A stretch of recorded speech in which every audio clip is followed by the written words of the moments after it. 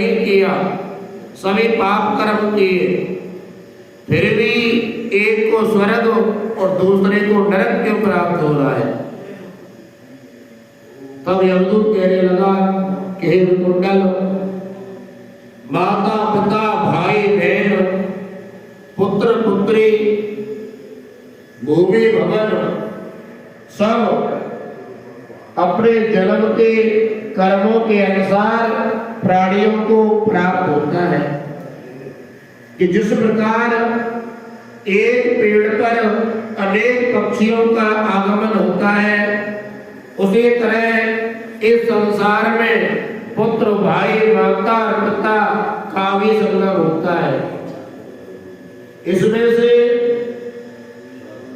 जो जैसे जैसे कर्म करता है वैसा ही फल उसको भोगना पड़ता है।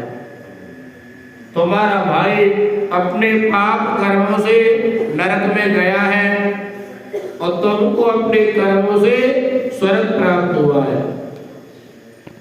तब कुंडल ने आश्चर्य से पूछा कि मैंने तो आज कोई धर्म ही नहीं किया, हमेशा पापों में लगा रहता था,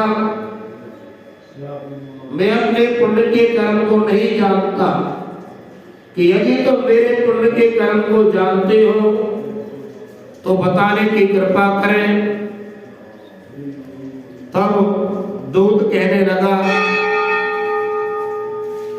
सुनो, हरिमित्र नाम का पुत्र सुमित्र नाम का एक ब्राह्मण था जिसका आश्रम यमुना नदी के किनारे पर था।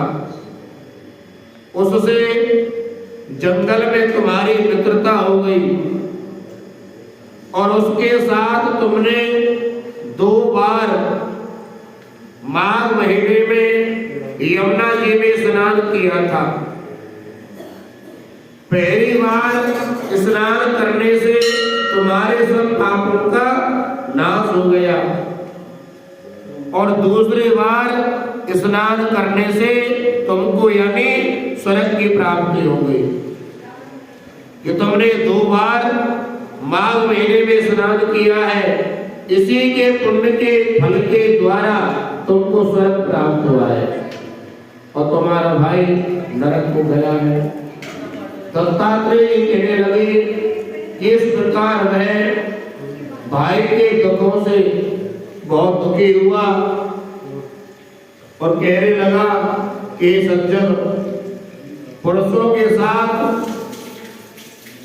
रहने से मित्रता हो जाती है और कल्याण भी होता है कि मित्र प्रेम की चिंता न करते हुए तुम उसको इतना बताने की कृपा करो कि मैं ऐसा कौन सा कर्म करूं जिससे ये नरक से निकल करके स्वर्ग में चला जाए। बोले शंकर भगवान की जय। बोल मनवा नमः शिवाय, बोल मनवा नमः शिवाय, नमः शिवाय, ओम नमः शिवाय, नमः शिवाय, ओम नमः शिवाय, बोल मनवा नमः शिवाय। भगवान की जय। जय श्री राम।